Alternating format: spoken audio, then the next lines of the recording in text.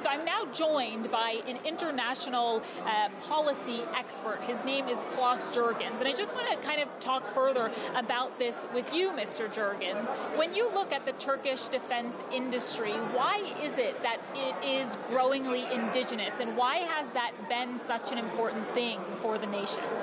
Well, if I may start by saying we had two landmark visits recently.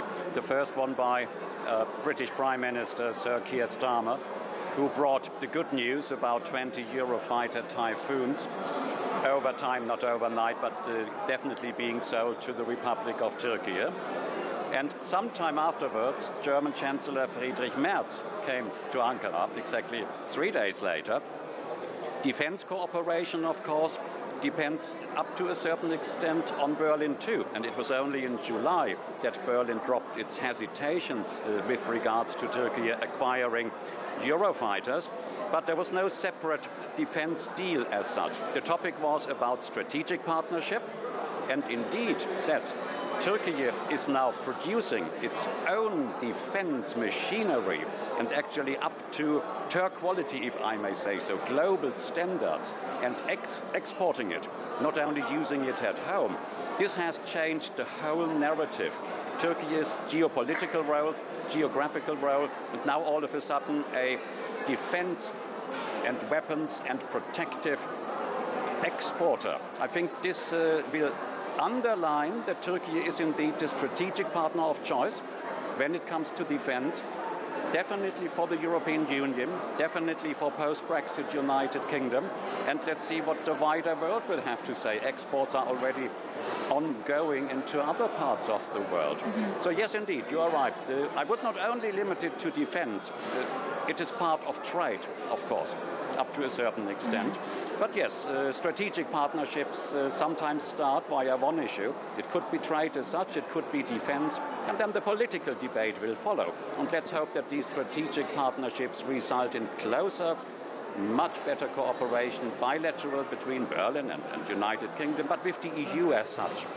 And Ankara is doing what it can.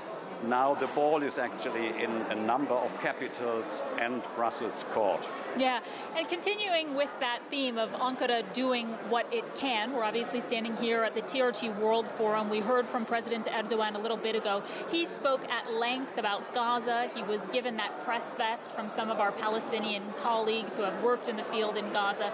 And so some of the themes that we have been hearing about is the media's role in showcasing injustice, and also specifically Gaza. Tell me about how Gaza, Israel's war on Gaza, has changed the media landscape as a whole, specifically when we talk about Western hypocrisy. Yes, it's a sad and a very good point, if I may say so.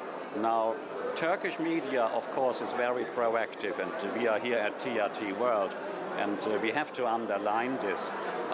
There is no denying that we scholars, academicians, politicians, civil society, we talk about a genocide. We don't talk about 200 people, we talk about tens of thousands of innocent people having lost their lives. This morning I said, commenting on the visit by Chancellor Merz and the justified criticism President Erdogan mentioned in that press conference, I think it is exactly the right thing to do from a leader, a global leader's perspective. Other nations should have said exactly the same much sooner. Now, you mentioned the media. As I said, we are here at TRT World. Now, Western media, European media in particular, for far too long did acknowledge what is going on in Palestine, only coming to the rescue of Israel. The German media in particular, we have this infamous Staatsräson, meaning that it's no longer your guilt complex, but defending Israel at all costs is basically government policy. And you can't change that. Then you are in deep trouble, including legal trouble. Over time, but only recently, some of the leading media organs, including print papers, have begun to question how long will this go on and what will happen in Palestine? How can peace between Israel and Palestine one day return? But I think it's 2 years too late. I'm still not very happy. If you would now go into German television or leading mainstream media in Germany or in France, including in Belgium, unfortunately including in the UK as well, you would be shocked. There is still this underlying sentiment: the Palestinian people did everything wrong, but the Israeli people have done everything right.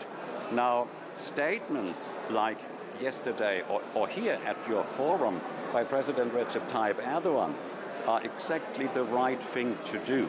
You have to bring that message to European leaders so that we wake up our own mainstream media. But it's far from done. Klaus Jurgens, really appreciate your analysis here at the TRT World Forum.